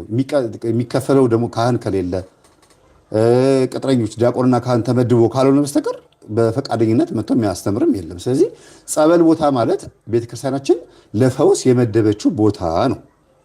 ታዲያ እነዚህ አባቶች ለምንድን ነው በዚህ ልክ የሚፈውሱ ሲባል ጸበል ቦታው ላይ ብዙ ነገሮች እየተከናወኑ ስለሆነ፣ አንደኛ እስቲ እንደ ምሳሌ አድርጌ ላምጣላችሁ። አሁን በየካ ቅዱስ ሚካኤል ቤተክርስቲያን የጸበል ቦታ ላይ ካጠገቡ ሆስፒታል እየተገነባ ነው። እንደኔ ያሳፍራል ብዬ ነው የማስበው። ለምን ብትሉ ቤተክርስቲያን የፈውስ መድረክ ናት። ራሷ ቤተክርስቲያን ቅዳሴውም ራሷ ቤተክርስቲያን ግንቧ ሁሉ ነገሯ ፈውስ ነች አይደል እንዴ? ሁለተኛ ነገር ደግሞ የነጮችን መርፌና ኪኒን ለማስዋጥና መርፌ ለመውጋት ወይም የነሱን አሰስገሰስ ወደ ስጋችን ለማስገባት በዚህ ልክ ትልቅ ህንፃ ገንብቶ ገንዘብ አምጡ ማለት በጣም ውርደት ነው። እንዴት ብትሉ ጸበል ቦታው ተበድሏል። የሚጠመቁ ሰዎች በቂ የሆነ የፈውስ አገልግሎት እያገኙ አይደለም። አንደኛ የሚያጠምቁት አባቶች ችግር አለባቸው። የየካ ሚካኤል ብቻ አይደለም፣ እንደ ምሳሌ ነው ያመጣሁት የየካ ሚካኤልን። ሁሉም ጸበል ቦታ ላይ ችግር አለ። ጸበል ቦታ በስርዓቱ አልተያዘም። ህዝብ ቁጭ ብሎ እንዴት መፈወስ እንዳለበት፣ ሱባኤ እንዴት መግባት እንዳለበት፣ እንዴት መስተዳደር፣ የጸበል ቦታ በጣም ትልቅ ጉድለት አለበት። ግን ዝም ብሎ ገንዘብ መሰብሰብ ብቻ የጸበል የሚጠጣ ውሃ የሚጠጣበትን ይሄ ጸበሉ የተቀደሰ ውሃ የሚጠጣበትን ብቻ ኩባያ ማዘጋጀት፣ በስርዓቱ ኩባያውን የሚያጠብ የለ፣ በስርዓቱ እዛ ቦታ የሚያስተናብር የለ። እንደው ዝም ብሎ ከድሮ ጀምሮ የመጣ ልማድ ነው እየቀረ ያለው። እሱም ሳያከብሩት ሰው መጥቶ ጸበል ቦታ ለምን ይጮሃል? አጋንንትን እንዴት ማላቀቅ አለበትን? መስገጃ ቦታ፣ ሱባኤ መያዣ ቦታ። አጋንንትን ለማላቀቅ ግዴታ ጸበል ብቻ አይደለም የሚያስፈልገው፣ ጸሎትም እንደገና ሱባኤም። ምክንያቱም ማቴዎስ ወንጌል ላይ ማርቆስ ወንጌል 9:26 ላይ ይህ ወገን ያለ ጾም ጸሎት በስተቀር በሌላ አይወጣም ስላለ እዛ ቦታ ሱባኤ መያዝ የሚችሉበትን እንደማዘጋጀት በጸበል ቦታ ላይ አንዳንድ አሁን የካ ሚካኤል መናፈሻ ነው የተሰራው። አትክልት ተተከለ። ዝም ብሎ ግሪን ኤሪያ ምናምን አደረጉት። ስንት ጸበልተኛ ሱባኤ የሚይዝበትን መሬት ከፋፍለው 1 ሜትር በ2 ሜትር 1 ሜትር በ2 ሜትር ልክ እንደ እንጦጦ ማርያም አካባቢ እንደተሰራው ህንፃ ማለት ነው። ሱባኤ መያዣ ባለሀብቶች ሱባኤ መያዣ ተሰራ አይደለ? ባለሀብት ብቻ መጥቶ ሱባኤ የሚይዝበት ህንፃ ተሰርቷል እኮ እንጦጦ ማርያም። እና ልክ እንደዛ ቢያንስ የሆነ ነገር እንኳን ቢዘጋጅ ግቢ ውስጥ ጸበል ቦታ ላይ ማለት ነው ፎቅ ተሰርቶ ታች ይጠመቅ፣ ላይ ግን ሁሉም እያንዳንዱ ክፍል ላይ ስዕል ተደርጎ 1 ሜትር በ2 ሜትር ከአምላኩ ጋር የሚያወራበት አጋንንቱን በስግደት በጾም ጸሎት እየቀጠቀጠ ከዛ መጥቶ ደግሞ ጸበል የሚጠመቅበት ሁኔታ ቢዘጋጅ እነዚህ የሚያጠምቁ አባቶችም እኮ ደብተራ ከሆኑ ይጋለጣሉ። ለምን? ሰው እየሰገደ ነው። እየሰገደ ስለሚጠመቅ ማን የላከ ሲባል ራሱን የላከኝ ይላል። ችግር ካለበት እኔ ብዙ ቦታ አጋጥሞኛል። እዛው እያጠመቁ መንፈሱ ሲጮህ ይሰሙና ከዛ ልጄ አንቺ ጋር ያለው ከባድ ነው፣ ቆይ እቤት እኔ መጥቼ ያጠምቅሻለሁ፣ አሁን ስልክ እንለዋወጥ ብለው እዛው የሚያጠምቁ አባቶች ስልክ ይቀበላሉ። ከዛስ ደብተራ ነው ያትምለታል። ወይ ደግሞ ሌላ ችግር ይኖራል፣ የገንዘብም የዝሙትም ችግር ይኖራል። በጣም ብዙ ቦታ የምሰማው ማየው በቪዲዮ ማስረጃ ያስኩትን ነው የምነግራችሁ እንግዲህ። እና ጸበል ቦታን በስርዓቱ ባለመንከባከባቸው ምክንያት አሁን የሚድኑ የሚጠመቁ ሰዎችን በእግዚአብሔር ኃይል በጸበሉ እንደማዳን ኑ መርፌ እንውጋችሁ ሊጠመቅ የመጣውን ሰው እዛ እንዲገባ ሊያደርጉ ልክ እንደ ምግባረ ሰናይ ማለት ምግባረ ሰናይ ሲግናል ጋር ያለው ካህናት እየመጡ ያጠናሉ። ምን ይላሉ? ያልጋ ይከፈላል፣ የመርፌ ይከፈላል፣ የምን ይከፈላል። ሰው እየመጣ ጉልኮስ እየተሰካበት ምናምን እየታከመ ይመለሳል። እንደ ማንኛውም ሆስፒታል ነው። መጸለያ ቦታ ተዘጋጅቷል። ጸበል ቦታ ሲባል የትኛውን ቤተክርስቲያን ላይ ጸበል ቦታ አይከበሩም። የትኛውን ቤተክርስቲያን ጸበል ቦታ ላይ ምንም አይነት ቦታ አይሰጠውም። ለፈውስ ራሱ ቦታ የላትም ቤተክርስቲያን። ይኸው አፋቸውም እንግዲህ ሞልተው እየተናገሩ የፈውስ ፕሮግራም እና የፈውስ ቀን የሚባል የለም አሉ። በየቀኑ ጠዋት ታዲያ ሊጠመቅ የሚሄደው ሰው ወዴት ነው? አንደኛ ይህንን እንግዲህ ማሰብ እንዴ መምህር ግርማ የካ ቅዱስ ሚካኤል ቤተክርስቲያን ጸበል ቦታ ግቢ ውስጥ አልነበር እንደሚያጠምቁት? አባረራቸዋቸው እኮ የፈውስ ቦታ ነበረ እኮ። ሆ ብላቸው የሾላ ልጆችና ሰንበት ተማሪዎች አለ ያባረራቸዋቸው። ለምን አጋንንት ጮኸ? ለምንድን ነው የተጋለጠው እኛ ውስጥ ያለው ብለው እኮ ያባረሯቸው አይደል እንዴ? እኔ የዛን ጊዜ እግዚአብሔር ይመስገን በፍጹም እንዲያ ነገር እንዳለ ማላቀም ነበር። እንደ ጋሪ እንደምትጎትት ፈረስ የሆነ ተከልሎብኝ ነበር መሰለኝ። ሰንበት ትምህርት ቤት አስተምራለሁ 92 ዓመተ ምህረት ማለት ነው። እወጣለሁ፣ አስተምራለሁ፣ እወጣለሁ፣ ወደ ቤቴ ነው የምመጣው ቅዳሜ። ለካ መምህር ግርማ ጸበል እያጠመቁ ነው። ምንም የምሰማው ነገር የለም። ለዚህ ነው የዳንኩት ብዬ አስባለሁ። ጠላታቸው ስላልነበርኩ የመምህር ግርማ ጠላት ስላልነበርኩኝ የዳንኩት እግዚአብሔር ይፈወሰኝ ለዛ ነው ብዬ ነው የማስበው። ውስጤ ችግር ቢኖርብኝ ይሄኔ አልድንም ነበረ ብዬ አስባለሁ። እግዚአብሔር ይመስገን። እሳቸው ጠይቀውታል መድረክ ላይ ብለውኛል። ቤተሰቦች እዛ ያሉ ሰዎች የት ነው የሚያገለግለው ሲሉት መንፈሱ የካ ሚካኤል በአድማ ያባረሩኝ ጋር ነው እንዴ ሲል ጊዜ እሱ ጨራሻ አቅህም ገና ዘሬን ያየህ ብሎ ተናገረ መንፈሱ። እንኳን እኔ ሰይጣኑም ራሱ መሰከረ። እውነት ነው። እኔም ራሴ አይቻቸው አላቅም። የዛን ጊዜ የሚገርመው ነገር የእውነት እንደመሰከረ ያውቁት የዛን ጊዜ ነው። እግዚአብሔር የያዘው ሰይጣን እውነት እንደሚናገር የተረዳሁት የዛን ጊዜ ነው። እና የሚያጠምቁ አባቶች በመድረክ ላይ ሲያጠምቁ ምን ብለው ነው የሚያጠምቁት? ኑ ምን ያደረጋችሁ ትምህርቴን በዩቲዩብ የተማራችሁ መንፈስ ላይ ንቁበት ብዬ ሳስተምር የነቃችሁበት ተሰብሰቡ ያሉት። ሲሰበሰቡስ ጸበል ሲረጩ ይያዛል። ይሄ ነው መርሃ ግብር ማለት። መጀመሪያ ህዝቡን ማስተማር፣ ከዛ በኋላ ማጥመቅ መፈወስ። ይሄ ነው መርሃ ግብሩ። ዝም ብሎ እንኳን ለማጋ አሰስገሰሱን ይጠሩት። የገባችሁ የነቃችሁ ችግር አለብኝ ብላችሁ የምታስቡ ሰዎች ኑን የተባለው። ሆስፒታል የሄደ ሰው ሲኒማ ለምን አላየውም ለምን ፊልም አልተከፈተልኝም አይልም። ለምን የሄደው ሆስፒታል ነው፣ መርፌ ሊወጋ ነው። ሲኒማ የገባ ሰው ደግሞ ግሉኮስ ሰኩልኝ አይልም ያለ ቦታው። ስለዚህ መምህር ግርማ ጋር የሚመጡ ሰዎች አንድና አንድ ለፈውስ ነው የሚመጡት፣ ወይም ደግሞ የሚያጠምቁ አባቶች ጋር የሚመጡ ሰዎች ለፈውስ ነው የሚመጡት። ስለዚህ ሊፈወስ ሊጠመቅ የሚመጣ ሰው ላይ ማላገጥ ማለት አንዱ ይሄ ነው። የፈውስ ፕሮግራም የላትም። ሙሉ ቀን ነው እንጂ እንዲያው ሰዓት ውስጥ አንዷ ሰከንድ እንኳን የፈውስ ያልሆነችበት ሰዓት የለም። ሁሉ ጊዜ እኮ ነው። ለዚህ እኮ ነው የኦሪቱ መስዋዕት ወደ አዲስ ኪዳን ሲቀየር ያኔ በኦሪቱ ጊዜ 5500 ዘመን ሙሉ ማጠፋ እሳት ነበረች ይላል። ያችን ማጠፋው እሳት በምን ተተካቻውን? በቅዱስ ያሬድ ምስጋና በየቀኑ ማህሌት ይቆማል፣ በየጊዜው ይጸልያል አይደል የሚባለው። ስለዚህ በየቀኑ ፈውስ አለ፣ በየቀኑ መላእክቶች በቤተክርስቲያን ግቢ ውስጥ አሉ። መጽሐፈ መክብብ ላይ ምን ይላል? ወደ ቤተክርስቲያን ስትገባ አትጩህ፣ ጮክ ብለህ አትናገር፣ አትሩጥ ይላል። ለምን? መላእክቶችን ትረግጣለህ፣ ወይም ደግሞ መላእክቶችን በዝምታ ውስጥ የተሰወሩ አባቶችን ታስቀይማለህ፣ ትረብሻቸዋለህ ስለሚባል ማለት ነው። ስለዚህ ሰው ድንገት ሊጸልይ ብሎ እንኳን ቤተክርስቲያን ግቢ ቢገባ ፈውስ ነው። አጋንንት ሊወጣለት ይችላል፣ መንፈሱ ሊረጋጋ ይችላል። ይሄ ፈውስ አይደል? የፈውስ ፕሮግራም ማለት እኮ ይሄ ነው። ሰው ሊዳን ብሎ ከሄደ ፈውስ ነው። ልስማ ትምህርት ልስማ ብሎ ከሄደ ፈውስ ነው። ከዛ በላይ ግን ጸበል ቦታ የፈውስ ፕሮግራም ይባላል። ጸበል የሌለው ቤተክርስቲያን አለ? ጸበል የሌለው ገዳም አለ? እስቲ ጻፉልኝ ቤተሰቦች፣ እንደው በእግዚአብሔር እስቲ ጸበል የሌለው አሁን አንድ 100 ምናምን ሰዎች ላይክ አላደረጋችሁ። ላይክ ስታደርጉ አልጎሪዝሙ ለሁሉም ሰው ያዳርስልኛል። ለዛ ነው። እሺ ጸበል የሌለው ገዳምና ቤተክርስቲያን አድባራት አለ? የለም። ያ ማለት ጸበል ማለት ምንድነው? የፈውስ ፕሮግራም ወይም ደግሞ ለመፈወስ የተዘጋጀ ግቢ ማለት ነው። የመፈወሻ ውሃ ማለት ነው ጸበል። በቃ የኮር ፕሮግራም ማለት የሚያጠምቁትን አባቶች በጣም ስለሚጠሏቸው የሚናገሩት ንግግር የችኮላም ነው ያለማት እንትንም ነው። በቃ ዝም ብለው እንደፈለጉ ነው የሚያወሩት። የግል ሀሳባቸውን የሚያወሩት ብዬ ብላችሁ ለዚህ ነው። ቀጥሎ ደግሞ ስሙ። የፈውስ አገልጋይ የሚባል የለም። የፈውስ አገልጋይ የሚባል የለም። እያንዳንዷ ንግግራቸው ነው የሚመጣላቸው። እንግዲህ የፈውስ አገልጋይ የሚባል የለም ማለት ካህናት እግዚአብሔር ስልጣን በእጃቸው ሰጥቷቸዋል። አየንተ እግዚአብሔር ነው የሚባሉት።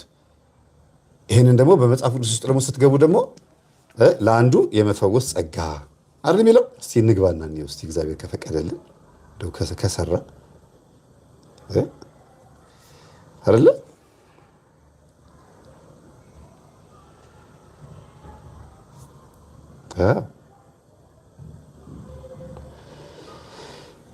እስቲ እንያቸው።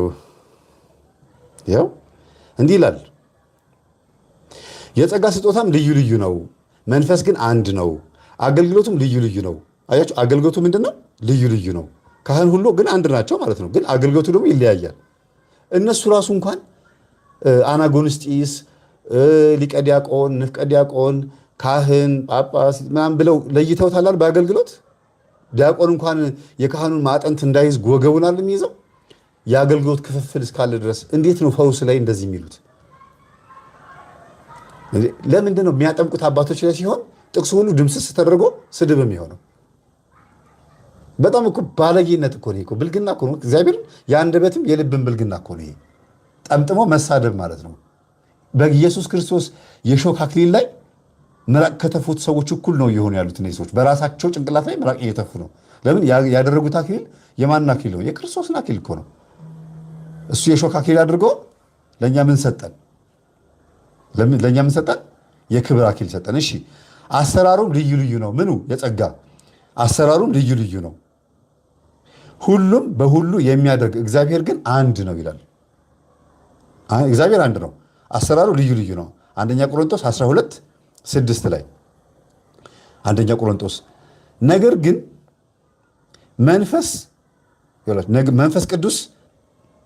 መንፈስ ቅዱስን መግለጥ ለእያንዳንዱ ለጥቅሙ ይሰጠዋል። መንፈስ ቅዱስን መግለጥ ለእያንዳንዱ ለጥቅሙ ለእያንዳንዱ ነው የሚለው። እንደተለያየ ጥቅም ነው የሚለው። ለጥቅሙ ነው የሚለው። ለጥቅም ይሰጠዋል። ለየትኛው ጥቅም? ለአገልግሎቱ ጥቅም። ለምሳሌ አካል ጉዳተኛ የሆነ መርጌታና ደብተራ፣ አካል ጉዳተኛ የሆነ ችግር ያለበት አይኑ ማያይ ምናምን ከሆነ ቤተክርስቲያን አገልጋይ ከሆነ ገብቶ አይቀድስም። ለሱ ምን ይሰጠዋል? የኔታ ሆኖ ቁጭ ብሎ ወንበር ዘርግቶ ዲያቆናትን ያፈራል፣ ብዙ ሰዎችን ያደራጃል። በቃ ይሄ ለሱ የተሰጠው ይሄ ነው። ለጥቅሙ ይሄን ይሰጠዋል ካለበት ችግር አንጻር። ቤተክርስቲያን አካል ጉዳተኛ እንዳይቀድስ ያለችው ለምንድን ነው? ቅዳሴ በባህሪው ምንድነው? ተልእኮ ትንሽ እንቅስቃሴ ይፈልጋል። ስጋው ደግሞ ማቅረብ አለ፣ እጅ የሌለው ችግር አለ፣ እግር የሌለው እንደፈለገ አይንቀሳቀስም። ቤተክርስቲያን ውስጥ በዊልቸር መንቀሳቀስ ይከብዳል። አይነ ስውር ከሆነ ችግር አለ፣ በጣም ብዙ ችግር አለ። እና ያንን ተልእኮ በደንብ ስለማያፋጥነው ለተልእኮ ስለማይፋጠን እንጂ እንደው አካል ጉዳተኞችን በድል አይደለም ቤተክርስቲያን። የፍትሐ ነገሥት ላይ በደንብ አድርጎ ይናገራል። እና ለጥቅሙ ይለዋል፣ ለጥቅሙ ይሰጠዋል። ከዛ ለአንዱም ጥበብን መናገር፣ ለአንዱ በመንፈስ ይሰጠዋልና ይላል። በምን በመንፈስ ያው አንድ መንፈስ ነው ይላል ጥበብን መናገር። ለአንዱም በዚያው መንፈስ እውቀትን መግለጥ ይሰጠዋል። እውቀትን መናገር ወንጌል ስብከት ማለት ነው። እውቀትን የሆነ እውቀት አለ። በቃ ለምሳሌ እውቀት እየሰጠኋችሁ ነው ብላችሁ ካሰባችሁ እግዚአብሔር ሰጥቶኝ ነው። አይ አነብብ ከሆነ ካላችሁኝ ደግሞ እግዚአብሔር እንዲሰጠኝ ለምኑልኝ። ያ ነው። ለአንዱም በዚያው መንፈስ ይላል። በየትኛው? በአንዱ በመጀመሪያው መንፈስ፣ ሌላ መንፈስ አይደለም። በዚያው በአንድ በቅዱሱ መንፈስ እምነት ይሰጠዋል። እምነት ምን ማለት ነው? እምነት የሆነ ነገር ሲያደርግ ይሳካለታል። ሲጸልይ፣ ሲሳል፣ ስለት ሲሳል ይደርስለታል። ያምናል። በቃ አማኝ ነው። እንደ ቅዱስ ያዕቆብ። ቅዱስ ያዕቆብ ምንድነው ባህሪው? ቆሞ በባዶ እግሩ ወይም በአንድ እግሩ ቆሞ ሲጸልይ ሙሉ ቀን ሲጸልይ ነው የሚውለው። እግሩ እስኪንቀጠቀጥ እንዲያውም የሞተ ሁሉ እግሩ በቁስል ነፍርቆ ነው ሐዋርያው ቅዱስ ያዕቆብ ማለት ነው፣ የኢየሩሳሌሙ ጳጳስ። እምነት ይሰጠዋል። በዚያው መንፈስ እምነት። ለአንዱም በአንዱ መንፈስ የፈውስ ስጦታ ይሰጠዋል። ለአንዱም በአንዱ መንፈስ ይሏል። በዛው በአንዱ መንፈስ አንድ ነው እኮ መንፈስ ቅዱስ። አያችሁ፣ የፈውስ ስጦታ ይሰጠዋል። ይሄ የፈውስ ስጦታ የተሰጠው ሰውዬ በቃ በፈውስ ስጦታው ብቻ ይሄዳል ማለት ነው። ወንጌልም ከተሰጠው በዛው እንደ መምህር ግርማ ለምሳሌ ወንጌል ያስተምራሉ። ዕብራይስጥኛ፣ ግዕዝ፣ አማርኛ፣ ኦሮምኛ ይችላሉ። በዚህ ቋንቋ ያስተምራሉ። ከዛስ እንደገናም ደግሞ ይፈውሳሉ፣ ይመክራሉ። ምናልባት ያላወቅንላቸው ሌላን ጸጋ ሊኖራቸው ይችላል። ለምሳሌ አባቴ በሚሊኒየም አዳራሽ ተማሪዎትን በሙሉ ሰብስቤ ፕሮግራም ብናዘጋጅ ደስ ይለናል ብዬ ሄጄ ነበር መምህር ግርማ ጋር። እሺ ልጸልይበት አሉኝ። ሲጸልዩበት አይ ልጄ እሳት ሲነዳየው ይቅርብኝ፣ በጣም ብዙ እሳት ነገር ይመጣብኛል አሉ። በቃ እሺ አልኩኝ። የሚገርማችሁ ለእኔም ማሳየኝ በሳምንቱ ቅር እንዳይለኝ እኮ ነው። ትልቅ መርሃ ግብር አዘጋጅተን ነበር። በቃ የሚገርም መርሃ ግብር እና በቃ አንዳንድ ጊዜ እንደዚህ አይነት ነገር ጸሎት ላድርግበት፣ ሱባኤ ልግባበት አለኝ። ይቅርብኝ አሉ። ህዝብ ቢሰበሰብ እኮ ደስ ይል ነበረ። ግን ከዛ ይልቅ የትኛው ይበልጣል? እግዚአብሔር መጠየቅ ይበልጣል። የሚገርማችሁ ነገር ከዛስ ለአንዱም ተአምራትን ማድረግ። አያችሁ፣ ከላይ የመፈወስ ስጦታ አለ። ቀጥሎስ ተአምራትን ማድረግ ደግሞ ሁለቱን የለያያቸው ለምንድን ነው? ተአምራትን ማድረግ ከወንጌል አገልግሎት ጋር አብሮ የሚሄድ ነው። ፈውስ ግን በሽተኞች ላይ ትኩረት አድርጎ ሰዎችን ማዳን ነው። አያችሁ፣ ልዩነት አለው። ብዙ ጊዜ እነዚህ የምታዩዋቸው አባቶች በጣም የማዝንባቸው ተአምር ማድረግ እኮ ቀላል ነው፣ ምንድነው ተአምር ማድረግ ይላሉ አንዳንዴ። እንደገና ደግሞ እና አባ መቃርስ እና አባ እንጦንስን ያነሱና ዝም ብሎ ተአምር ማድረግ እኮ አይቻልም ይላል። ደግሞ ያኛው ደግሞ ሰባኪ ይነሳና ሁሉም የየግላቸውን ስለሚያነሱ አንድ ሀሳብ አይናገሩም። እንደ መጽሐፍ ቅዱስ ግን ከመጣን ተአምር ማድረግ ሌላ ነው፣ መፈወስ ሌላ ነው። መፈወስ ምንድን ነው? ለበሽተኞች ማዘን፣ ለታመሙ ሰዎች ማዘን፣ ጨሌ ማስጣል፣ ከአጋንንት ስርዓት ማስወጣት፣ ንስሐ ማስገባት፣ ከሰይጣን እጅ ማላቀቅ፣ በሽተኞች አይኑን ማያዩን፣ ጆሮ ማይሰማውን፣ አንደበቱ ማይናገረውን፣ እግሩ ማይራመደውን፣ እጁ ማይሰራለትን፣ ወገቡ ማይጸናለትን ማዳን ማለት ነው። የሥላሴን ፍጥረት ማገዝ ማለት ነው። የፈውስ ስጦታ ማለት። ለአንዱም ታምራት ማድረግ ማለት ደግሞ ለምሳሌ ወደሆነ ሀገር አንድ ሐዋርያ ከሐዋርያት መካከል ሁሉም ሐዋርያት ማለት ይቻላል ሲሄዱ እነዛ አሕዛብ ህዝቦች ከሆኑ ይታሰራሉ። ቅድም እንዳልኳቸው አባ እንጦንስ አሕዛብ ሀገር ስለሆነ የታሰረው እዛው እስር ቤት ሆኖ እግዚአብሔር ሆይ እባክህን አንድ ተአምር ፍጠር ሲል የንጉሱ ልጅ ሰይጣኗ ጮኸ፣ ተአምር ተፈጠረ። አያችሁ፣ ሰይጣኗ ሲጮህ ንጉሱ ግራ ገባው። ምንድን ነው የምትጮኸው? ይለፈልፋል መንፈሱ። ወይኔ አባ መቃርስና አባ እንጦንስ አቃጠሉኝ፣ እነሱ የሌሉበት ቦታ የት ልሂድ አለ። ምንድነው ታዲያ ምክንያቱ ሲባል እነሱ ካልመጡ አልወጣም ከዚች ልጅ። ውጣ ሲባል እኮ ነው አልወጣም እናንተ አታስወጡኝም አለ። አባ መቃርስና አገልጋያቸው መጡ፣ አስወጡት በኢየሱስ ክርስቶስ ስም። ተአምር ማለት ይሄ ነው። የሆነ ምልክት አሳይቶ አሕዛብን ማሳመን። በኤፌሶንና በገላትያ አገር ላይ ቅዱስ ጳውሎስ ከቅዱስ ሉቃስ ጋር ሲሄዱ ምን ያደርጉ ነበረ? ሂድ ሉቃስ አለው፣ ሂድና ከእነዚህ ህዝቦች ጋር ተቀላቀል። ዛፍ ስር ቁጭ ብለው ድንጋይ እያመለኩ ነው። ሁሉም የየራሳቸውን አማልክት ይዘዋል፣ ጡብ ይዘው እያመለኩ ነው። ሂድና አብረሃቸው፣ አንተም የሆነ ጣዖት ያዝና አብረሃቸው ቁጭ በላለው። ቅዱስ ጳውሎስ ሉቃስን እኮ ነው። ከዛ ሲለው በቃ ከዛ በኋላ የምሰራው እኔ ነኝ የማውቀዋለሁ። ተአምር ሊሰራ ነው። ይሄ ፈውስ አይባልም፣ ተአምር ነው የሚባለው። ግን በተአምር ውስጥ ደግሞ ፈውስ አለ። ለምሳሌ አይኑ የበራለት ሰው በአሕዛብ መካከል ካለ ለህዝቡ ተአምር ነው። ለአይኑ ለበራለት ሰው ግን ፈውስ ነው። አይኑ ተፈውሷል። በዛውም እየረዳው ነው፣ በዛውም ደግሞ እያሳመነ ነው። ተአምርና ፈውስ እንደዚህ ናቸው። ለየቅል ናቸው፣ ግን አብሮ የሚሄዱ ነገሮች ናቸው ማለት ነው። ከዛስ ሉቃስ ምን አደረገ? የሆነ ጣዖት ያዘና መቼም አምላክ አይባልም ይዞ ሄደን አብሯቸው ቁጭ አለ መካከላቸው ገባና የጦርነት አምላክ የፍቅር አምላክ የንግድ አምላክ የሰላም እያሉ ብዙ አማልክቶችን ያመልኩ ነበር በወቅቱ የኤፌሶን ሰዎች የገላትያ ሰዎች እና ያንን እያመለኩ ቅዱስ ጳውሎስ መጣ ተራራው ላይ ቆሞ የገላትያ ሰዎች የኤፌሶን ሰዎች ምን ታደርጋላችሁ አላቸው ማነህ አንተ አሉት